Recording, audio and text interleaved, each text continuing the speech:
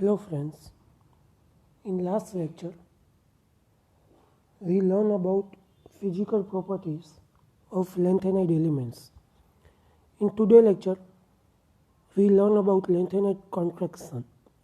Lanthanide contraction means કે લેન્થેનાઇડના જે બધા એલિમેન્ટ છે એનું સંકોચન થવું. બરાબર, આ 3 માર્કનો બહુ આઈએમપી ક્વેશ્ચન છે. બરાબર, સહેલો છે, જોઈએ. The steady decrease in the atomic and ionic radius of element with increasing atomic number is called lanthanide contraction. કે એટોમિક નંબર વધતા જાય, લેન્થેનાઇડ સિરીઝના જે બધા એલિમેન્ટ છે એના એટોમિક નંબર વધતા જાય છે, પણ એની એટોમિક અને આયોનિક રેડિયસ જે છે એલિમેન્ટની એ ઘટતી જાય છે. એટલે એનું શું થતું જાય છે? સંકોચન થતું જાય. જેમ આપણે એમ કહીએ એટોમિક નંબર વધે એમ એનું ટૂંકમાં રેડિયસ વધવી જોઈએ, એની જગ્યાએ લેન્થેનાઇડમાં ઊંધું જોવા મળે છે, એમાં ઘટાડો જોવા મળે છે. તો એને લેન્થેનાઇડનું કોન્ટ્રેક્શન અથવા લેન્થેનાઇડ એલિમેન્ટનું સંકોચન કહેવાય. In lanthanide there is a regular decrease in radius of atom, કે એમાં રેગ્યુલર ડિક્રીઝ થાય છે. In ion with increase in atomic number, કે એટોમિક નંબર વધતાની સાથે રેગ્યુલરી એમાં ડિક્રીઝ જોવા મળે છે, એને લેન્થેનાઇડનું કોન્ટ્રેક્શન કહેવાય. હવે આપણે જોઈએ એમાં ડીપમાં. The electronic configuration of this element so that in this element every new electron enter in the f sub energy level, કે આપણને ખ્યાલ છે કે એની ઇલેક્ટ્રોન રચના જો આપણે જોઈએ લેન્થેનાઇડ તત્વોની, તો જે નવો દાખલ થતો ઇલેક્ટ્રોન છે એ એફની પેટા કક્ષકમાં દાખલ થાય છે. On the other hand nuclear charge increase in atomic number, બરાબર, અને screening effect of F electron is very small, કે એફ ઇલેક્ટ્રોનની જે સ્ક્રીનિંગ અસર છે એ ખૂબ જ ઓછી છે. તો એના લીધે શું થાય છે બીજી બાજુ? તો કે ન્યુક્લિયર ચાર્જ જે છે એ વધતો જાય છે અને એટોમિક નંબર એ વધતા જાય છે. Due to less screening effect, કે સ્ક્રીનિંગ ઇફેક્ટ કેવી છે? ઓછી છે એટલા માટે. The f electron can not reduce the effect of nuclear charge to that extent, બરાબર. એફ ઇલેક્ટ્રોન જે છે એ એની ઇફેક્ટ ઘટાડી શકતા નથી, બરાબર. તો due to same distance of electron from centre, એટલા માટે એનું જે ડિસ્ટન્સ છે ઇલેક્ટ્રોનનું એ સેન્ટરથી કેવું રહે છે? સેમ રહે છે.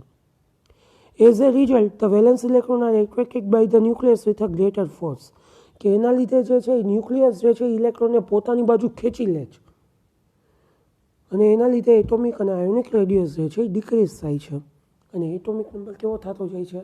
ઇન્ક્રીઝ થતો જાય છે. એટલે તમારે એક જ વસ્તુ યાદ રાખવાની, સ્ક્રીનિંગ ઇફેક્ટ, કે એફ ઇલેક્ટ્રોન કક્ષકમાં જે દાખલ થતો ઇલેક્ટ્રોન છે એની સ્ક્રીનિંગ અસર ખૂબ જ ઓછી હોય છે, એટલા માટે એ તરત જ ન્યુક્લિયસ બાજુ ખેંચાઈ જાય છે. ન્યુક્લિયસ બાજુ ખેંચાઈ જઈને જે સેન્ટર છે એ એક રહે છે અને ડિસ્ટન્સ સેમ રહે છે, એટલા માટે થઈને એટોમિક અને આયોનિક રેડિયસમાં ઘટાડો જોવા મળે છે, બરાબર. ને એટોમિક નંબર કેવો થતો જાય છે? વધતો જાય છે. આપણને આયોનિક અને એટોમિક રેડિયસના જે ડેટા છે એ listed in the following table, કે નીચે આપેલા ડેટામાં આપેલું છે. એના ઉપરથી તમને ખબર પડશે કે જે એટોમની સાઇઝ છે એમાં ઘટાડો જોવા મળે છે અને એટોમિક નંબર જે છે એ વધતા જાય છે. લેન્થેનમ જે છે એ ગ્રેટ છે, બરાબર, એટલે સૌથી વધારે છે જે લ્યુટેશિયમમાં સ્મોલેસ્ટ રેડિયસ છે. એટલે લેન્થેનમના એટોમિક નંબર ઓછા છે પણ એની રેડિયસ વધારે છે, જ્યારે લ્યુટેશિયમના એટોમિક નંબર વધારે છે પણ એની રેડિયસ ઓછી છે. The cause of this contraction is the imperfect shielding of one electron by another in subshell, બરાબર, એ શિલ્ડિંગ કરી નાખે છે. એટલા માટે લેન્થેનમ ટુ લ્યુટેશિયમ સુધી એક જ વસ્તુ યાદ રાખવાની કે 4f ના ઇલેક્ટ્રોન વધતા જાય છે પણ એની શિલ્ડિંગ અસર જે છે એ ઇમ્પરફેક્ટ હોવાથી એનો જે એફ ઓર્બિટલનો શેપ છે એ ટૂંકમાં ખેંચાયેલો છે એવો રહે છે. Each increase the number charge experience by each 4f electron increase, કે જેમ નંબર વધતા જાય એમ ઇલેક્ટ્રોન વધતા જાય છે અને એની સાઇઝમાં રિડક્શન થતું જાય છે. તો એને સક્સેસિવ કોન્ટ્રેક્શન કહેવાય, બરાબર.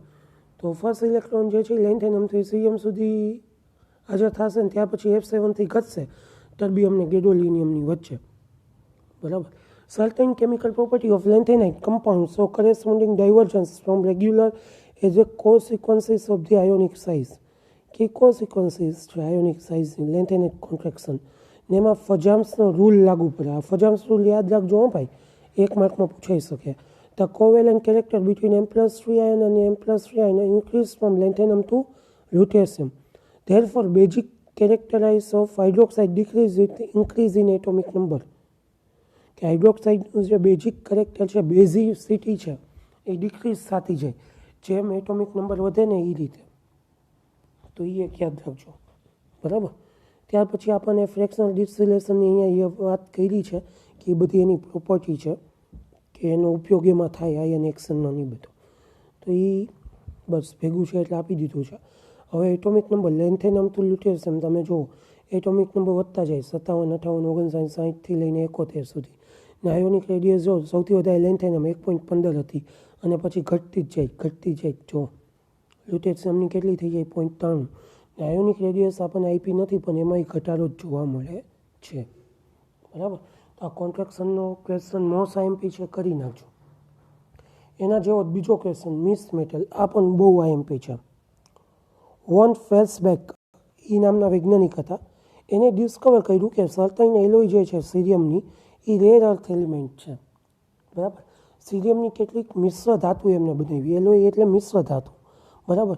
When struck with hard steel generated spark which could be use to light petrol or gas, કે જ્યારે એને સ્ટ્રક કરવામાં આવે, હાર્ટ સીલ આરે ઘસવામાં આવે તો એ સ્પાર્ક ઉત્પન્ન કરે છે, એટલા માટે એને લાઇટ પેટ્રોલ અથવા ગેસમાં વાપરવામાં આવે છે. He sold his invention known as misch metal, કે એનું જે ઇન્વેન્શન હતું એને વેચી નાખ્યું મિસ મેટલ કરીને, બરાબર. અને એનો ઉપયોગ ક્યાં કર્યો? Automatic gas લાઇટરમાં.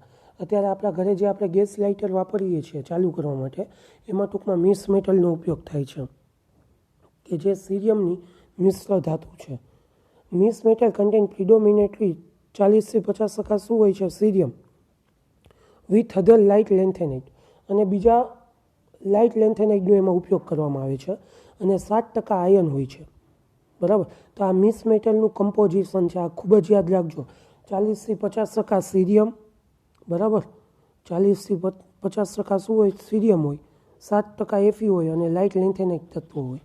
તો એને શું કહેવામાં આવે છે? મિસ મેટલ કહેવામાં આવે. યાદ રાખવાનું છે, બરાબર, ખૂબ જ અગત્યનું છે.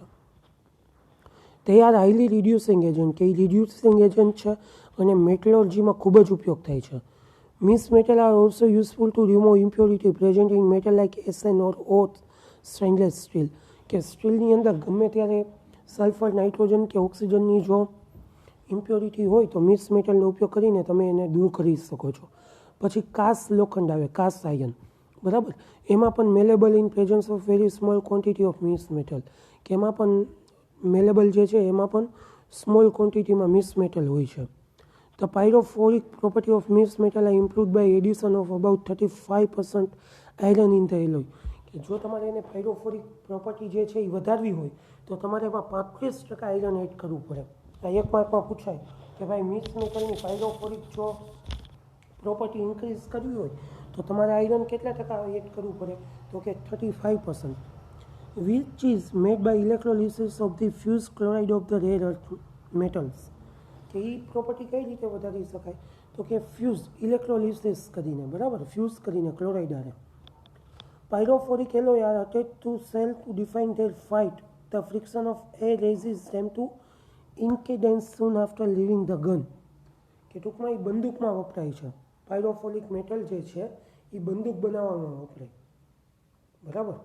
એમાં જે તમે જેવી રીતે ફ્લાઇટ કરાવો ગનને, એનાથી સેલમાંથી જેવી ગોળી છૂટે એવું જે એરનું પ્રેશર છે એ ટૂંકમાં એમાં ઇન્ક્રીઝ થાય છે, વધે છે, ઓકે. તો એ ગનમાં ઉપયોગ થાય છે. તો યાદ રાખવાનું કે ગનમાં કઈ મેટલ વપરાય છે? મિસ મેટલ, પણ એમાં આયરનનું પ્રમાણ કેટલું હોય? 35%. પછી એન્ટી કોરોઝન એટલે કાટ ન લાગે એવી પ્રોપર્ટી જો ઇન્ક્રીઝ કરવી હોય તો તમારે 1થી 2% mischmetal nickel magnesium add કરવાનું. મિસ મેટલમાં 1થી 2% જો નિકલ મેગ્નેશિયમ એડ કરી દો તો એને કાટ લાગતો નથી. 30% of miss metal and about 1% zirconium is lightweight and very hard to useful make parts of jet engine.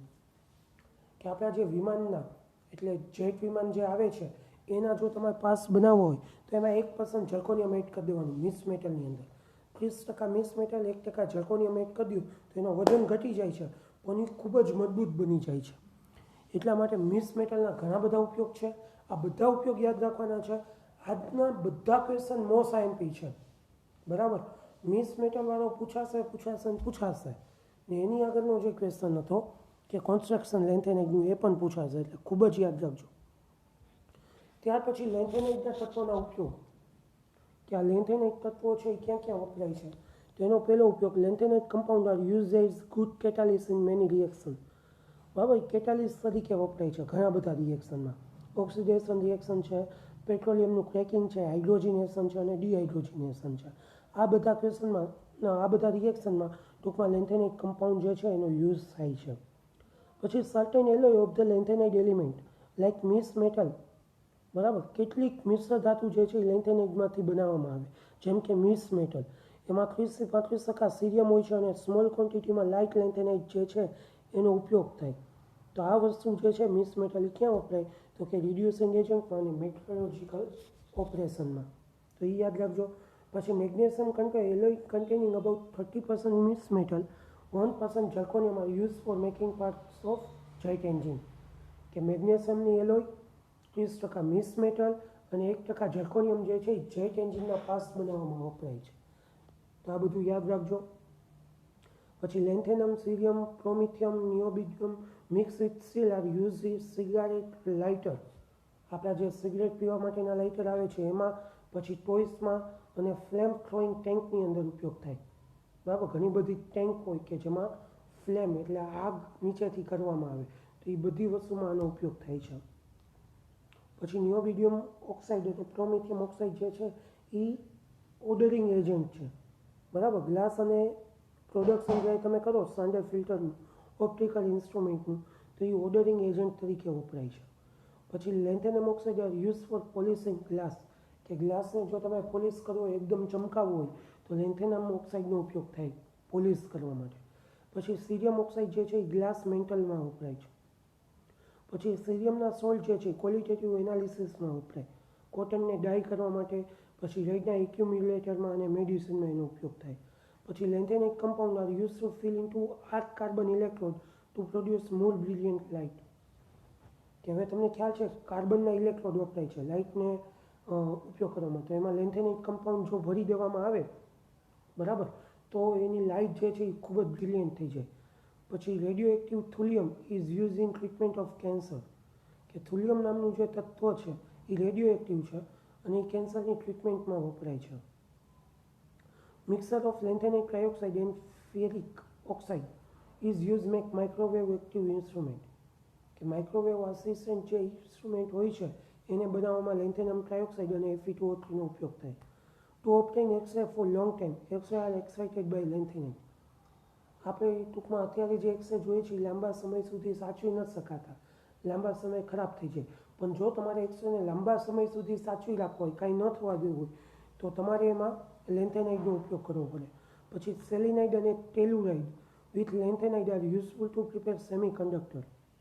અર્ધવાહક બનાવવામાં ટૂંકમાં સેલિનાઇડ અને ટેલુરાઇડની સાથે લેન્થેનાઇડ વાપરો તો એ ઉત્તમ અર્ધવાહક બને છે. બરાબર, તો આ 13 ઉપયોગો છે, જે 13 ઉપયોગ તમારે યાદ રાખવાના છે. ખૂબ જ સહેલા છે. આ ચેપ્ટર પ્રમાણમાં નાનું છે અને સહેલું છે, તો આ ચેપ્ટર પહેલાં કરી નાખજો. ઓકે, હવે આપણે એના ક્વેશ્ચન જોઈએ.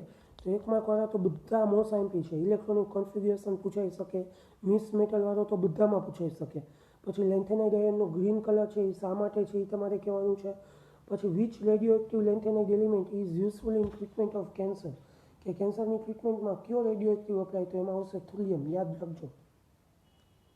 પછી મિસ મેટલ એટલે શું, લેન્થેનાઇટ કોન્ટ્રેક્શન એટલે શું, આ બધા મોસ્ટ આઈએમપી ક્વેશ્ચન છે. આમાંથી એક ક્વેશ્ચન જવા દેવા જેવો નથી. ને છેલ્લે 5 માર્કમાં છઠ્ઠો ક્વેશ્ચન યુજીસ. પછી મેગ્નેટિક પ્રોપર્ટી છે, બરાબર, તો આ બધા કરવાના જ છે. ઓકે, આ બધા કરી નાખજો. ઓકે, તો આજના લેક્ચરમાં આપણે આટલું રાખીએ. આ સાથે મારા પોર્શનના જે 3 ચેપ્ટર હતા એ મેં કમ્પ્લીટ કરી નાખ્યા છે. હવે માયા મેડમને ઝીલરિયા સર હવેથી ટૂંકમાં ટેક ઓવર કરશે, અથવા તો હવેથી એ લોકો લેક્ચર લેશે. ઓકે, આભાર, થેન્ક યુ.